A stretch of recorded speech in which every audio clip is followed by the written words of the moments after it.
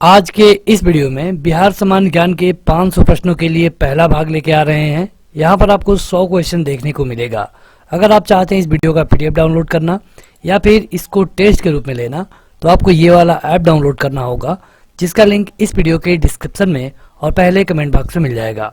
Video शुरू करने से पहले आपको बता दें कि यह एक कंबाइंड वीडियो है जो कि आपको ऐप पे मिल जाएगी। चलिए शुरू करें आज की ये वीडियो। इस वीडियो को लाइक करने के साथ चैनल को जरूर सब्सक्राइब करें, उसके बाद बेल आइकन दबाएं, उसमें ऑल सेलेक्ट करें इसी तरह की बेहतरीन वीडियो सबसे पहले पाने के लिए। तो इस वीडियो में 100 क्वेश्चन आने वाले हैं, लेकिन उससे पहले आपको बिहार के बारे में बता दें, उसके बाद 100 क्वेश्चन आएंगे। तो बने रहिए इस वीडियो में। बिहार के बारे में कुछ बेसिक चीज़ें बता दें। तो चलिए सबसे पहले आपको कुछ चीज़ें बताते हैं भारत के तुलनात्मक में, मतलब कि भारत में साक्षरता दर कितनी है। तो ये है 73%। अब देखिए ये कब काउंट किया गया था, तो ये काउंट किया गया था 2011 में। अब अगली बार कब काउंट होगा, तो 2021 में। तो जो भारत की साक्षरता दर है ये है 73%। तो बिहार की साक्षरता दर कितनी है, तो ये है 61.8%। अगला कुछ आगे बढ़े तो अगला है कि देखिए भारत की पुरुष साक्षरता कितनी है। टोटल भारत की बात की जाए तो 80.9%। अगर बिहार की बात की जाए कि बिहार में पुरुष साक्षरता कितनी है, तो 71.2%। अब बात करें कि बिहार में महिला साक्षरता कितनी है, तो भारत में महिला साक्षरता है 64.6% और बिहार में महिला साक्षरता है 51.5%।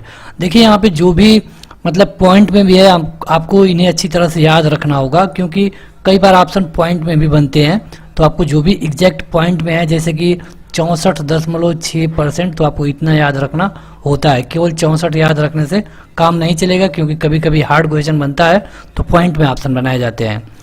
अगला है कि भारत का सबसे अधिक साक्षरता दर वाला राज्य कौन सा है, तो ये है केरल।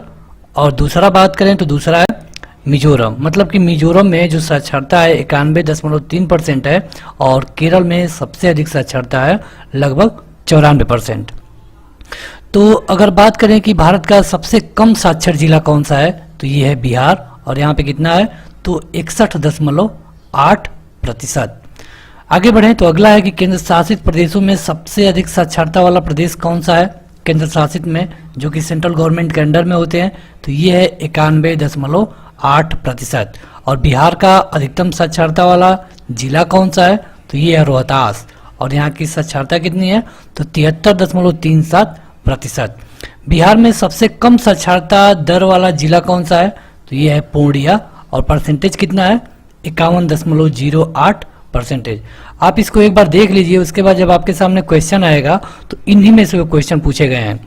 अगला है कि बिहार का सबसे अधिक पुरुष साक्षरता वाला जिला कौन सा है, तो अगर पुरुष साक्षरता की बात की जाए तो ये है रोहतास और पूरे मतलब कि महिला पुरुष दोनों को भी जोड़ करके रोहतास ही है। और पुरुष में सबसे कम की बात करें तो ये है पूर्णिया, तो मतलब कि पूर्णिया जो जिला है यहाँ पे सबसे कम साक्षरता है और जो रोहतास जिला है यहाँ पे सबसे अधिक साक्षरता है। आपको ये परसेंटेज भी याद होना चाहिए। कुछ चीज़ें और कि बिहार में सबसे अधिक महिला साक्षरता कहाँ पे है, तो ये है मुंगेर में है। और सबसे कम साक्षरता कहाँ है महिलाओं के लिए, तो ये है सहरसा में और ये कितना है, तो 42.73%। अब यहाँ पे कभी कभी ऑप्शन बनते हैं कि इनमें से आपको सबसे अधिक साक्षरता दर वाले पहले जिले कौन से हैं आप बताइए। तो यहाँ पे देखिए पहला है रोहतास, दूसरा पटना, तीसरा भोजपुर और चौथा मुंगेर। और मुंगेर देखिए वही जिला है जिसमें कि सबसे अधिक महिला साक्षरता है। तो आगे बढ़े तो अगला है कि बिहार में सबसे अधिक महिला साक्षरता वाला प्रथम 3 जिला अगर आपसे पूछा जाए तो ये है मुंगेर जिसमें कि 65.53 है, रोहतास 64.95 है और पटना है 63.72। मतलब महिला के रूप में पूछा जाए तो पटना हो जाएगा तीसरा, लेकिन ऑल ओवर बिहार पूछा जाए तो पटना हो जाएगा दूसरा। तो ये था यहाँ पे।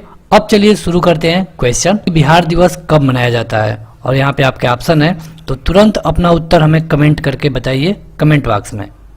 यहाँ पे हम 4 से 5 सेकंड रुकेंगे।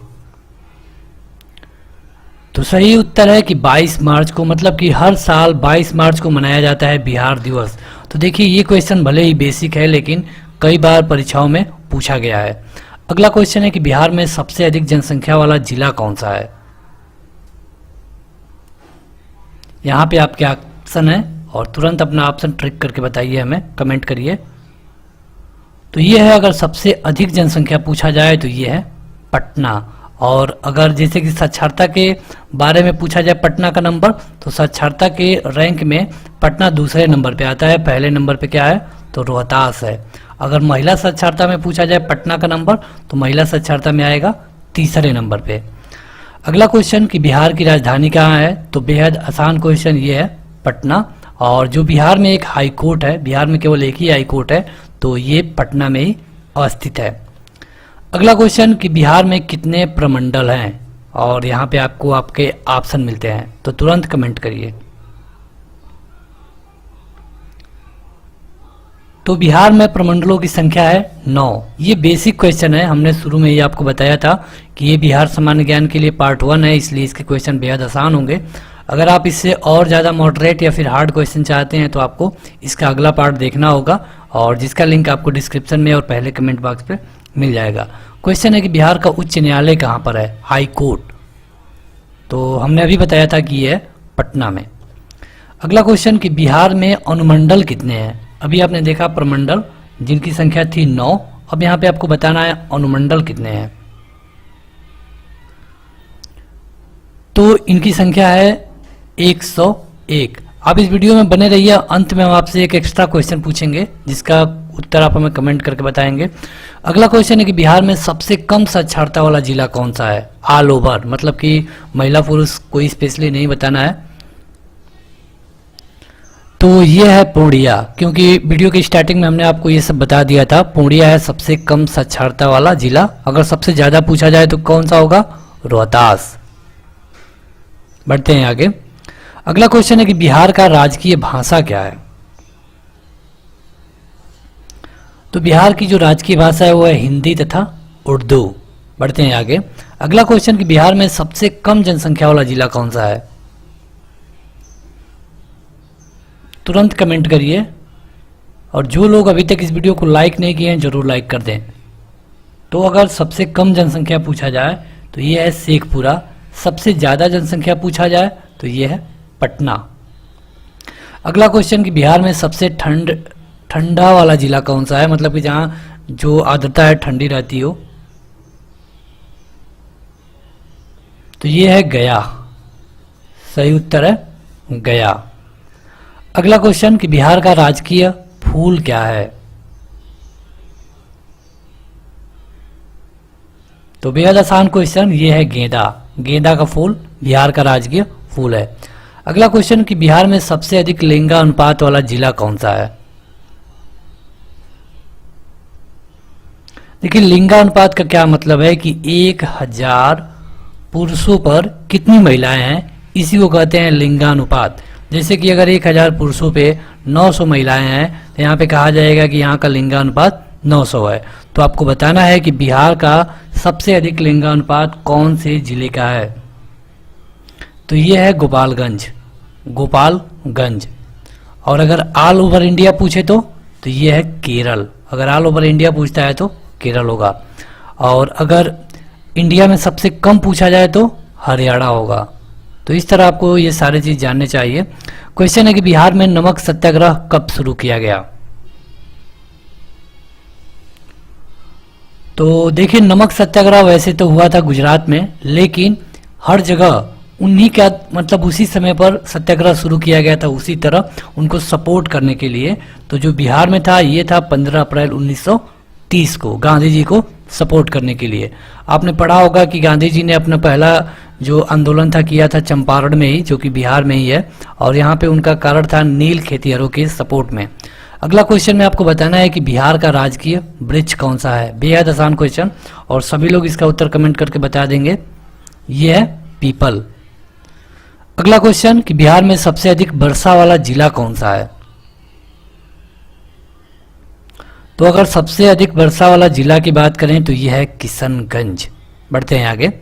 वीडियो में आगे बढ़े उससे पहले जो लोग लाइक नहीं किए हैं लाइक कर दें। और एक चीज, यहाँ पे बीच बीच में कुछ ऐड आ रहे होंगे और आपसे स्किप करने के लिए बोला जाता है, जो कि 10 सेकंड के होते हैं। तो आप इन ऐडों को स्किप मत करिए, उससे क्या होगा कि आपको 10 सेकंड का रेस्ट मिलेगा और चैनल के लिए कुछ रेवेन्यू भी इकट्ठा होता है, जिससे कि आपको कोई भी पीडीएफ मटेरियल उपलब्ध कराने में आसानी होती है। अगला क्वेश्चन है कि बिहार का पृथक प्रांत के रूप में गठन करने की मांग कब की गई?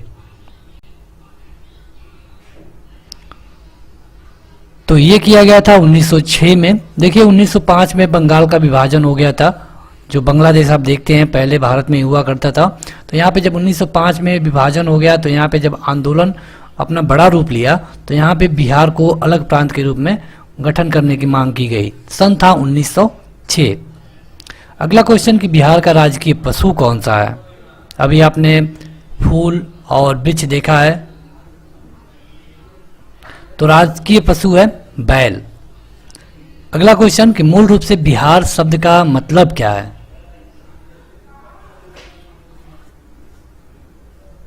तो तुरंत अपना उत्तर कमेंट करके बताइए इनमें से।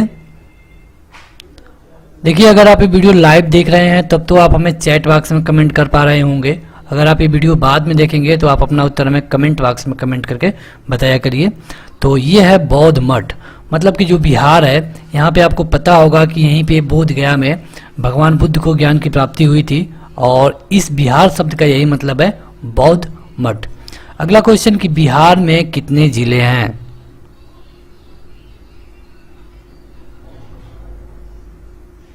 तो यहाँ पे जिलों की संख्या है 38। अगला क्वेश्चन कि बिहार में सबसे कम वर्षा कहाँ पे होती है? अभी आपने देखा था कि सबसे अधिक वर्षा वाला जिला कौन था, तो किशनगंज। यहाँ पे इस तरह प्रश्नों को जोड़ जोड़ के आपको पढ़ना पड़ेगा। सबसे अधिक वर्षा किशनगंज, तो सबसे कम वर्षा मतलब कि औरंगाबाद। अगला क्वेश्चन कि बिहार का राजकीय पक्षी कौन सा है? बेसिक क्वेश्चन एकदम लिए गए हैं, क्योंकि ये पार्ट 1 है, आपको अगला पार्ट देखना चाहिए। तो ये है गौरैया। अगला क्वेश्चन कि बिहार में सबसे अधिक साक्षरता वाला जिला कौन सा है? ऑल ओवर पूछा जा रहा है, मतलब कि पुरुष महिला सबको जोड़ के। तो ये है रोहतास। सबसे कम पूर्णिया। अब यहाँ पे आपसे परसेंटेज भी पूछा जाता है, और आप वीडियो के स्टार्टिंग में जाइए, हमने आपको परसेंटेज में पॉइंट तक कवर करा दिया है, आप उसे लिख सकते हैं। अगला क्वेश्चन है कि बिहार में विश्वविद्यालयों की संख्या कितनी है? तो यहाँ पे कुल मिला के 21 विश्वविद्यालय है। और अगला क्वेश्चन कि बिहार में सबसे बड़ा नगर कौन सा है? सिटी। तो अगेन ये है पटना, और पटना में सबसे अधिक जनसंख्या है। साक्षरता की बात करें तो पटना दूसरे नंबर पे आता है रोहतास के बाद। अगर महिला साक्षरता की बात करें तो पटना आता है तीसरे नंबर पे। इस तरह प्रश्नों को कनेक्ट कर करके आपको याद रखना चाहिए। सबसे बड़ा नगर है पटना, और ये पटना राजधानी है। यहाँ पे बिहार का जो हाई कोर्ट है ये पटना में ही है। अगला क्वेश्चन कि बिहार में सबसे कम लिंगानुपात वाला जिला कौन सा है? आपको बताना है कि सबसे कम लिंगानुपात वाला जिला।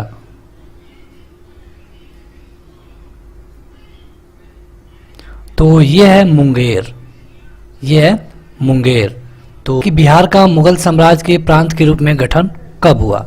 बिहार का मुगल साम्राज्य के प्रांत के रूप में गठन कब हुआ? और यहाँ पे आपको ऑप्शन दिए गए हैं, आपको 4 सेकंड मिलते हैं, अपना उत्तर हमें कमेंट करके बताइए। तो ये हुआ था 1580 में। आप लोग अपना उत्तर कमेंट करते रहिए, हम बढ़ते हैं अगले क्वेश्चन पे। अगला क्वेश्चन है कि बिहार में कौन से स्थान पे भारतीय राष्ट्रीय कांग्रेस का 1922 का अधिवेशन हुआ था? इन्हीं में से आपको अपना उत्तर बताना है कमेंट करके। तो ये हुआ था बिहार के गया में। कब हुआ था? तो 1922 में। क्या हुआ था? तो भारतीय राष्ट्रीय कांग्रेस का अधिवेशन। तो अब ये जो कांग्रेस है इसकी स्थापना कब होती है? तो 1885 में। किसने किया? तो A.O. ह्यूम के द्वारा किया गया।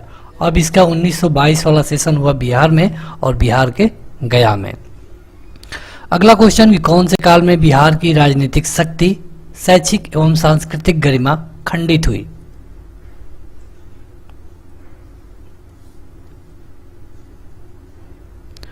तो इसके लिए सही उत्तर है मध्यकाल में। मध्यकालीन जो इतिहास है आप देख सकते हैं कि यहाँ पे सबसे पहले इनकी स्टार्टिंग होती है गुलाम वंश से, और यहाँ पे लगभग जब तक अंग्रेज नहीं आए तब तक मुगलों का ही राज चलता रहा। गुलाम के बाद खिलजी, खिलजी के बाद तुगलक, तुगलक के बाद इसी तरह जो भी थे सब मुस्लिम थे, और उनसे मतलब कि सारे जो भी नेता थे जैसे कि गुलाम थे ये लोग शासक, तो यहाँ पे सबसे ज़्यादा इनकी राजनीतिक शक्ति खंडित हुई मध्यकाल में। अगला क्वेश्चन कि पटना उच्च न्यायालय की स्थापना कब हुई है? तो पटना उच्च न्यायालय की स्थापना हुई है 1916 की।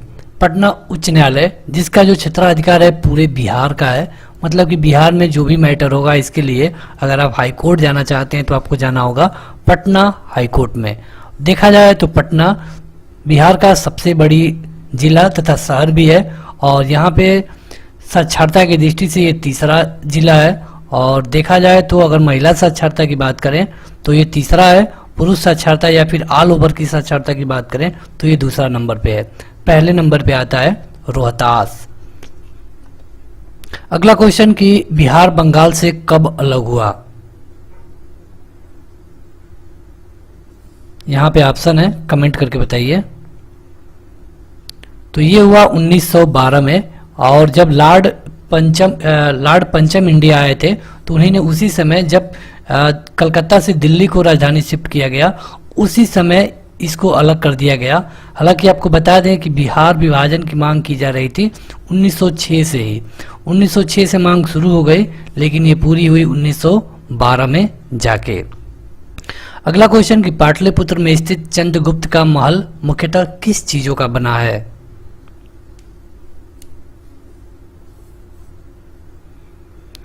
अभी तक जो लोग इस वीडियो को लाइक नहीं किए हैं लाइक कर दें, और आपको बता दें कि इसका अगला पार्ट ऑलरेडी अपलोड है। तो ये बना है लकड़ी का।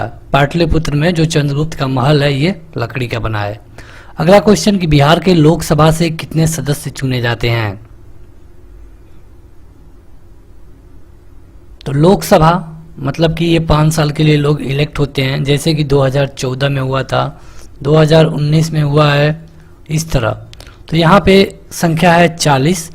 और अगर सबसे अधिक बात करें कि सबसे अधिक लोकसभा की सीटें कहाँ पर हैं, तो ये है 80 उत्तर प्रदेश में। ऑल इंडिया में कितनी है? तो ये है 552। अगला क्वेश्चन कि 1857 के क्रांति में बिहार के नेता कौन थे? तो जो 1857 की क्रांति थी इसमें बिहार के नेता थे कुंवर सिंह, और 1857 की क्रांति को सिपाही विद्रोह भी कहा जाता है।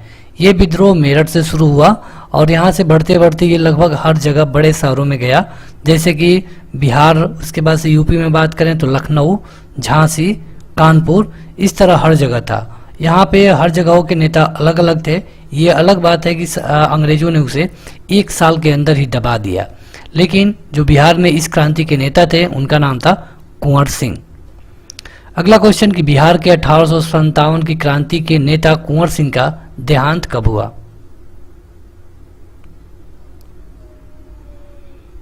तो अभी आपने देखा कि जो बिहार के नेता थे उनका नाम था कुंवर सिंह, तो इनका देहांत बहुत जल्दी हो गया 9 मई 1958 को, और ये 1858 को, और ये 1858 वही 1858 है जिसमें अंग्रेजों ने जो ये क्रांति हो रही थी इसको पूरी तरह दबा दिया, और वहीं पे नेता कुंवर सिंह की देहांत हो गई।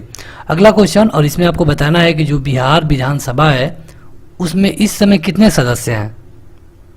विधानसभा मतलब कि जो मुख्यमंत्री होते हैं इनकी सभा जो होती है, ये तो वहाँ का बेसिक क्वेश्चन है, सबको पता होना चाहिए। अपना उत्तर कमेंट करके बताते रहिए कमेंट बॉक्स में। सही उत्तर है 243। 243 सीटें हैं, और यहाँ पे अगर लोकसभा की बात करें तो केवल 40 सीटें हैं। अगला क्वेश्चन कि बिरसा मुंडा का कार्य क्षेत्र कौन सा है? अगर आप बिहार से हैं तो बिरसा मुंडा के बारे में आपने जरूर पढ़ा होगा, तो इनका कार्य क्षेत्र कौन सा था? तो ये था रांची, जो आजकल झारखंड में हो गया है, जो कि पहले बिहार का हिस्सा हुआ करता था। तो बिरसा मुंडा रांची में इनका मतलब कि कार्य क्षेत्र था। अगला क्वेश्चन कि अब बताना है आपको कि झारखंड बिहार से कब अलग हुआ?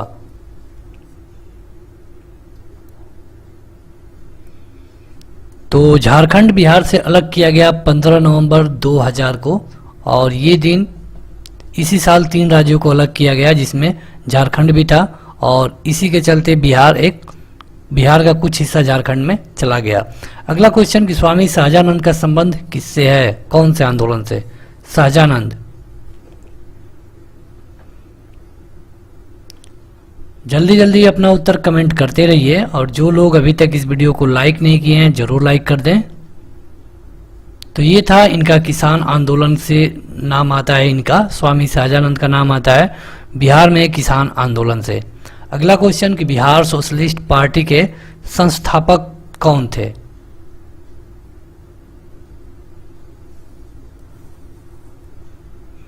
तो बिहार सोशलिस्ट पार्टी के संस्थापक थे जयप्रकाश नारायण। वीडियो में आगे बढ़े उससे पहले आपसे एक रिक्वेस्ट, यहाँ पे देखिए कहीं कहीं पे कुछ ऐड आ रहे होंगे, तो यहाँ पे आपको स्किप करने के लिए ऑप्शन मिलता है, लेकिन आप उस ऐड को स्किप ना करिए। अगर आप उसे स्किप नहीं करते हैं तो दो चीज़ें होंगी, एक तो आपको 10 सेकंड का रेस्ट भी मिल जाता है, और इसके साथ साथ इस चैनल को कुछ रेवेन्यू भी इकट्ठा होता है, जिससे कि आपको कोई भी स्टडी मटेरियल हम बड़े ही आसानी से प्रोवाइड करा पाते हैं। जैसे कि अगर आप इसका PDF डाउनलोड करना चाहते हैं तो लिंक इसी वीडियो के डिस्क्रिप्शन में मिल जाएगा।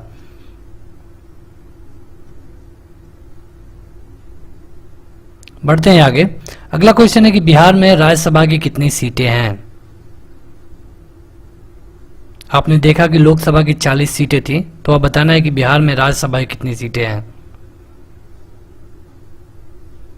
तो बिहार में राज्यसभा की 16 सीटें हैं। अगला क्वेश्चन कि पाटलिपुत्र के संस्थापक कौन थे? तो पाटलिपुत्र के संस्थापक थे उदयन। अगला क्वेश्चन कि बिहार और उड़ीसा का विभाजन कब हुआ? तो बिहार से कब उड़ीसा बटा ये आपको बताना होगा। ये हुआ था 1936 में। अगला क्वेश्चन कि पटना को प्रांतीय राजधानी कब बनाया गया? किसने बनाया था ये आपको बताना है। तो ये बनाया गया था शेर शाह सूरी के द्वारा, जो कि सासाराम पे राज करता था, और इसने मुगल वंश के राजा हुमायूं से 2 बार युद्ध किया, 1539 तथा 1540 में। दोनों युद्ध में इसने हुमायूं को हरा दिया। अगला क्वेश्चन कि बिहार के प्रमुख समाचार पत्र बिहारी के संपादक कौन थे?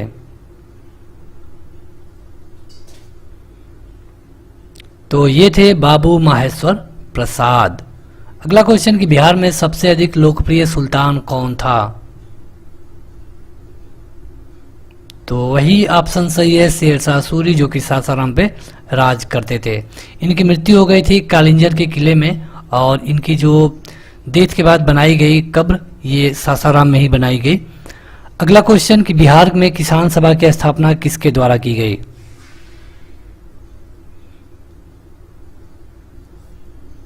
तो अभी आपने देखा कि किसान नेता थे सहजानंद सरस्वती, तो किसान सभा की स्थापना इन्हीं के द्वारा की गई थी। अगला क्वेश्चन कि किस मुगल शासक ने सबसे पहले बिहार को अपने साम्राज्य में मिलाया? मुगल शासक, तो ये था अकबर। अगला क्वेश्चन, और उससे पहले सभी लोग इस वीडियो को जरूर लाइक कर दें। क्वेश्चन है कि बिहार प्रांतीय किसान सभा का गठन कब हुआ? तो ये किया गया था मार्च 1929 में। चंद्रगुप्त मौर्य के गुरु थे, और यहाँ पे आपको ऑप्शन मिल जाएंगे, इनमें से सारे क्वेश्चन बिहार से ही रिलेटेड होंगे, तो यहाँ पे आपको अपना उत्तर हमें कमेंट करके बताना है। तो चंद्रगुप्त मौर्य के गुरु का नाम था चाणक्य, और इन्हें विष्णुगुप्त के नाम से भी जाना जाता है। इन्हें विष्णुगुप्त के नाम से जाना जाता है, और ये मौर्य वंश के जो मौर्य वंश का स्थापना हुई इसमें इनका विशेष रोल रहा। अगला क्वेश्चन कि रामचंद्र शर्मा किस गांव से थे? रामचंद्र शर्मा, तो यहाँ पे हम 2 से 3 सेकंड रुक रहे हैं ताकि आप अपना उत्तर हमें कमेंट करके बता दिया करें तुरंत। तो ये थे अमराहा से। कहां से थे?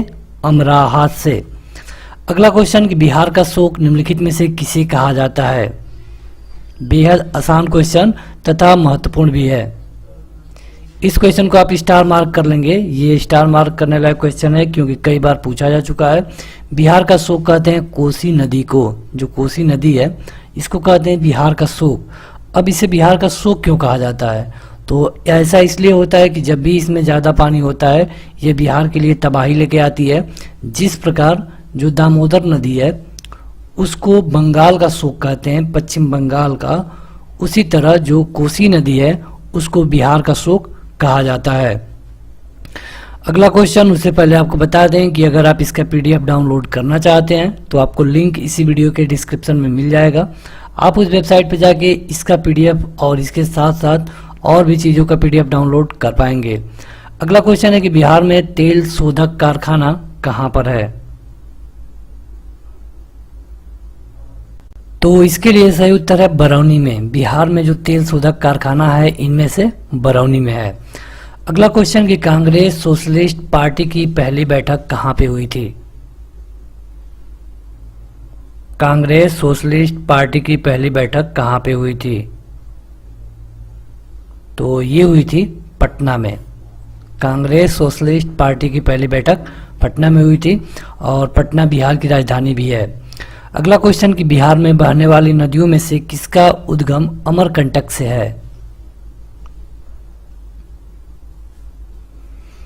तो ये है सोन नदी। सोन नदी है और ये आती है कहाँ से? अमरकंटक की पहाड़ियों से। तो इसके लिए सही उत्तर हो जाएगा ऑप्शन नंबर बी। आगे बढ़ें तो अगला क्वेश्चन है कि बिहार में डालमिया नगर किसके लिए प्रसिद्ध है? तुरंत अपना उत्तर कमेंट करके बता दिया करिए। तो इसके लिए सही उत्तर है कि ये चमड़ा के लिए प्रसिद्ध है। अगला क्वेश्चन कि इनमें से कौन बिहार में किसान आंदोलन से जुड़े थे? जो बिहार में किसान आंदोलन हुआ था उससे कौन जुड़ा था, ये आपको कमेंट करके बताना है।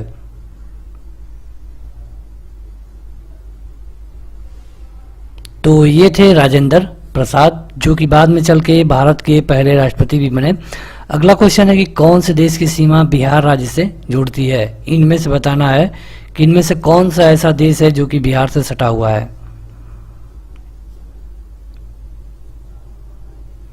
तो ये है नेपाल। अगला क्वेश्चन कि किस फसल के उत्पादन में बिहार देश आगे है?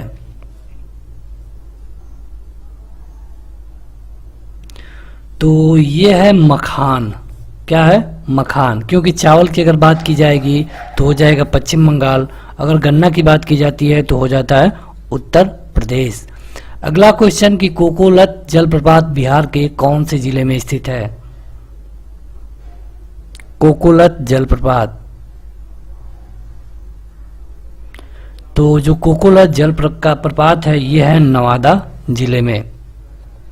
आप इसका वीडियो का जो भी पीडीएफ है आप डाउनलोड कर पाएंगे, लिंक दिया गया है। अगला क्वेश्चन है कि श्री नरसिंह नारायण क्या थे? नरसिंह नारायण, तो ये थे समाजवादी। अगला क्वेश्चन कि आम की वह प्रजाति कौन सी है जो केवल बिहार में उपजाई जाती है, मतलब कि केवल बिहार में होती है? तो आम की ऐसी प्रजाति को कहते हैं सफेदा, और सफेदा एक ऐसी आम की प्रजाति है जो केवल बिहार में उत्पन्न होती है। अगला क्वेश्चन कि पूर्वी मध्य रेलवे क्षेत्र का मुख्यालय कहाँ पर स्थित है? पूर्वी मध्य रेलवे क्षेत्र।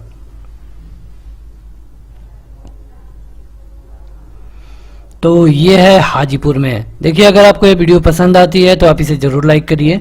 आपको बता दें कि इसके और भी पार्ट ऑलरेडी अपलोड है, आपको उनका लिंक इसी वीडियो के डिस्क्रिप्शन में मिल जाएगा। अगला क्वेश्चन है कि निम्नलिखित झीलों में से कौन सी बिहार में स्थित है? कौन सी बिहार में स्थित है ये आपको बताना है। तो ये है अनुपम झील। अनुपम झील बिहार में स्थित है। अगला क्वेश्चन कि जयप्रकाश नारायण कौन से पार्टी से जुड़े हुए थे? जयप्रकाश नारायण का आपने नाम सुना होगा अगर आप बिहार से हैं तो ये जुड़े थे समाजवादी पार्टी से। अगला क्वेश्चन कि बिहार की कौन सी नदी पर बहुउद्देशीय परियोजना का निर्माण कार्य किया जाता है?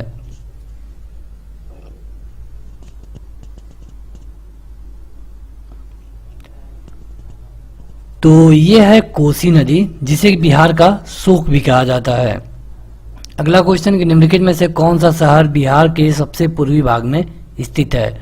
मतलब कि इनमें से देखना है आपको कि कौन सबसे पूरब में स्थित है। तो ये है कटिहार। अगला क्वेश्चन कि जगत नारायण लाल को किस जेल में भेजा गया था। जगत नारायण लाल को कौन से जेल में भेजा गया था।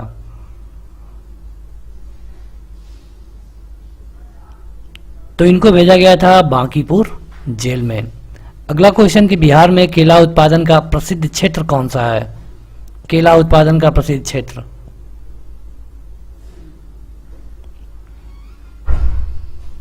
तो ये है हाजीपुर।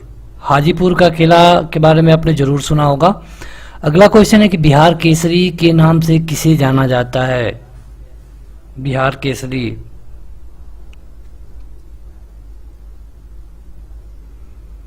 तो ये है डॉक्टर श्री कृष्ण सिंह को। अपना उत्तर हमें कमेंट करके तुरंत बताया करिए।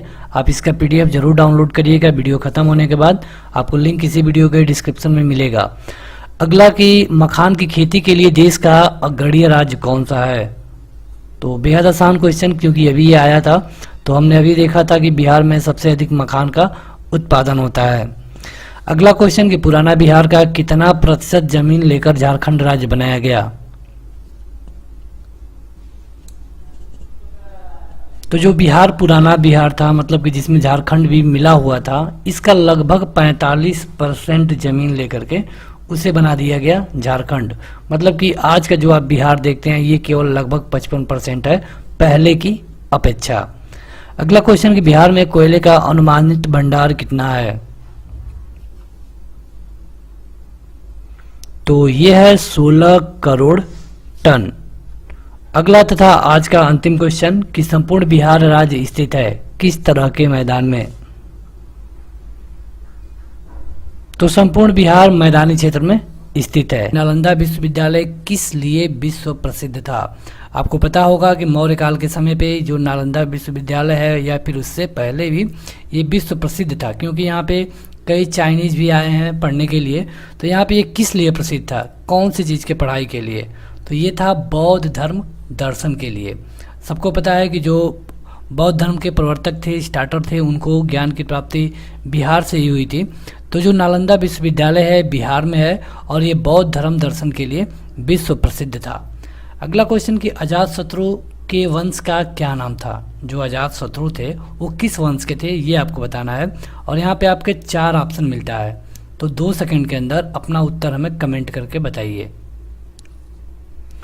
तो अजातशत्रु थे हर्यक वंश के। आप देखेंगे तो ये जो हर्यक वंश है स्टार्टिंग में सबसे आपको पढ़ाया जाता है और अजातशत्रु इसी वंशज के थे। अगला क्वेश्चन कि कांग्रेस सोशलिस्ट पार्टी की पहली बैठक पटना में हुई थी कब। यहाँ पे आपको ऑप्शन मिलते हैं, तुरंत अपना उत्तर कमेंट करके बता दिया करिए। तो ये बैठक हुई थी सन 1934 में, सन 1934 में। अगला क्वेश्चन कि नालंदा विश्वविद्यालय के विनाश का कारण क्या था। मतलब कि सबको पता है कि इसका उस समय विनाश करवा दिया गया था। तो इसके विनाश के कारण कौन थे, कौन लोग इसको विनाश करवाए। तो वो थे मुसलमान। कुछ मुसलमान विदेशी राजा थे जो इसके विनाश का कारण बने। अगला क्वेश्चन कि निम्न नदियों में से सबसे अधिक नदी पथ का परिवर्तन किया है। मतलब किसने अधिक नदी पथ का परिवर्तन किया है, मतलब रूट चेंज किया है। और यहाँ पे आपको ऑप्शन मिल जाते हैं। और इस नदी को बिहार का शोक कहा जाता है। तो अब तो बेहद आसान हो गया, ये है कोसी। कोसी नदी को सौर ऑफ बिहार कहा जाता है। इसी तरह जो दामोदर है इसे बंगाल का दुख कहा जाता है। तो इस क्वेश्चन के लिए सही उत्तर है कोसी नदी। अगला क्वेश्चन है गोपाल सिंह नेपाली ने निम्नलिखित में से किस पत्र पत्रिका का संपादन नहीं किया। तो तुरंत आप अपना उत्तर कमेंट करके बता दिया करिए। ये है हंस। मतलब कि गोपाल सिंह नेपाली थे सुधा, प्रभात और दी मुरली, इन तीनों पत्रिकाओं का संपादन किया था। अगला क्वेश्चन कि बिहार आने वाला पहला अंग्रेज यात्री कौन था। तुरंत कमेंट करके बताइए। ये था राल्फ फिंच। राल्फ फिंच था। अगला क्वेश्चन कि महाकवि विद्यापति किस युग के कवि थे। देखिए आप इस वीडियो को जरूर लाइक कर दिया करिए और आपको बता दें कि इसके जो भी पार्ट ऑलरेडी अपलोड है आप उन्हें देख सकते हैं और उनका लिंक आपको इसी वीडियो के डिस्क्रिप्शन में मिल जाएगा। तो महाकवि विद्यापति थे मध्यकाल से और आप इसका पीडीएफ भी डाउनलोड कर पाएंगे, उसका भी लिंक आपको इसी वीडियो के डिस्क्रिप्शन में एक लिंक मिलेगा, वहाँ पे जाके आप इसका पीडीएफ डाउनलोड कर सकते हैं। अगला क्वेश्चन है कि निम्नलिखित में से बिहार के कौन कौन से जिले के कुछ इलाकों में इलाके पश्चिम बंगाल को दे दिए गए। तो जो पूर्णिया है और मानभूमि इसके कुछ भागों को पश्चिम बंगाल को दे दिया गया। अगला क्वेश्चन कि गुप्त सम्राट जिसने हुणों को पराजित किया।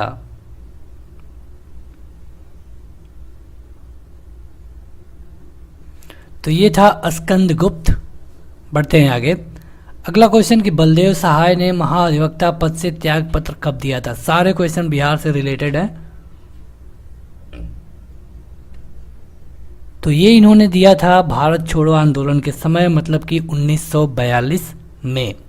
अगला क्वेश्चन कि डॉक्टर राजेंद्र प्रसाद कहाँ के रहने वाले थे, जो कि हमारे पहले राष्ट्रपति बने और राष्ट्रपति बनने से पहले ये जो अंतरिम गवर्नमेंट बनी थी उसमें खाद्य और कृषि मंत्री भी थे। कई बार ये भी पूछा जाता है कि जो राजेंद्र प्रसाद थे राष्ट्रपति बनने से पहले ये कौन सा मंत्रालय इनके पास था जब अंतरिम गवर्नमेंट बनी थी 1946 में तब।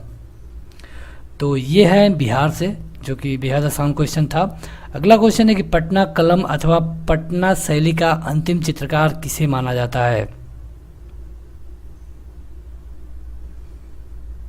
तो ये माने जाते हैं ईश्वरी प्रसाद को, ईश्वरी प्रसाद को।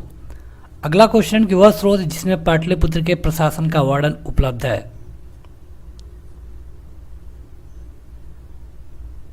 तो ये है इंडिका। इंडिका को लिखा किसने था, ये भी कई बार पूछा गया है। तो मेगास्थनीज ने।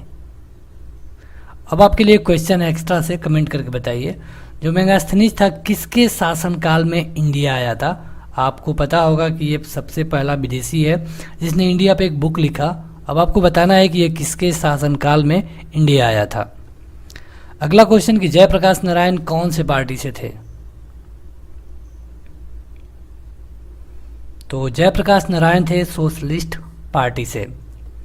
अगला क्वेश्चन कि अंतिम मौर्य सम्राट इनमें से कौन है। तो अंतिम मौर्य सम्राट था बृहदत्त, बृहदत्त। अगला क्वेश्चन कि दिनकर जी अपनी किस रचना से राष्ट्रकवि के रूप में प्रतिष्ठित हुए। सबको पता है कि जो दिनकर जी हैं बिहार से थे, रामधारी सिंह दिनकर। अब आपको बताना है कि ये कौन सी रचना से राष्ट्रकवि के रूप में जाने जाने लगे। तो उनकी इस रचना का नाम था, जल्दी से कमेंट करके बताइए, रेणुका। रेणुका नाम था उनकी इस रचना का नाम। अगला क्वेश्चन कि सम्राट अशोक के पिता कौन थे। सम्राट अशोक के पिता, क्योंकि सबको पता है कि जो सम्राट अशोक थे वो मौर्य वंश से रिलेटेड थे और इन्हीं के समय पे कलिंग युद्ध हुआ। बात करें अगर बौद्ध काउंसिल की, तो इन्होंने तीसरा बौद्ध काउंसिल करवाया 251 ईस्वी में, ईस्वी पूर्व में। और ये कहाँ पे करवाया इसने, तो इन्होंने करवाया था पाटलिपुत्र में। अब आपको बताना है कि इनके पिता कौन थे। तो इनके पिता थे बिंदुसार। देखिए दो लोग होते हैं, एक बिंबसार और एक बिंदुसार। तो कई बार कई लोग बिंदुसार को बिंबसार से कंफ्यूज कर जाते हैं, लेकिन जो अशोक के पिता थे उनका नाम था बिंदुसार, ना कि बिंबसार। अगला क्वेश्चन कि ईसा पूर्व 6ठी सदी में विश्व का प्रथम गणतंत्रात्मक व्यवस्था कहाँ पे थी। तो ये था वैशाली, वैशाली में। अगला क्वेश्चन कि अजातशत्रु किस राज्य को पराजित नहीं कर सका।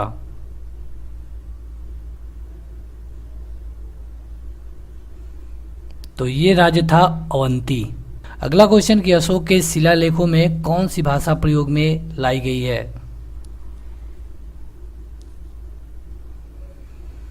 तो ये है पाली। और पाली ही क्यों, क्योंकि ये आम लोगों की भाषा थी, इसीलिए अशोक के शिलालेखों में इसको रखा गया है। और जो अशोक के शिलालेख हैं उनमें अशोक का नाम प्रियदर्शी, प्रियदर्शी मिलता है, कहीं पर भी अशोक नहीं लिखा गया है। अगला क्वेश्चन कि मुजफ्फरपुर में किंग्स फोर्ट की हत्या का प्रयास कब किया गया। तो बात हो रही है लगभग बंगाल विभाजन के आसपास की, मतलब 1905 के करीब की बात है। लेकिन अब आपको यहाँ से 1905 में से 3 ऑप्शन मिल रहे हैं, कमेंट करके बताइए। तो ये किया गया था 1908 में। अगला क्वेश्चन है, किसके प्रयत्नों से बिहार प्रांतीय कांग्रेस का दूसरा अधिवेशन हुआ?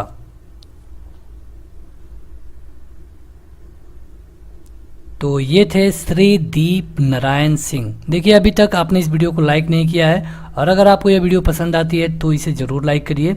और इसका पीडीएफ कैसे डाउनलोड करना है अभी हम आपको बता देंगे। अगला क्वेश्चन कि स्वतंत्रता पूर्व बिहार में बड़े जमींदारों की राजनीतिक शक्ति बचाने का माध्यम क्या था?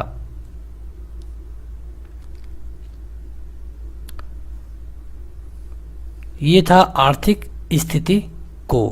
तो बस आज के इस वीडियो में इतना ही।